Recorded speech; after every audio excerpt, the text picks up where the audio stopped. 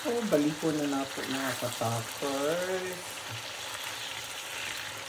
Inadjustan ko na yung apoy mga katakers. Ginawa ko na siyang medium high.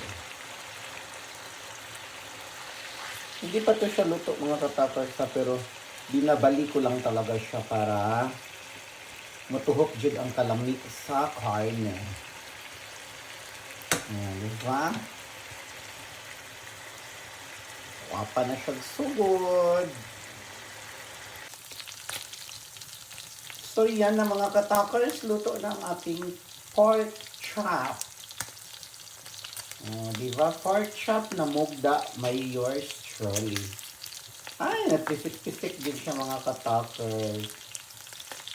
Yan, luto na mga katakers. Magpakaon na ta. Kan anak ko ninyo papa. Ali na magpakaon na ta. Bon appetit!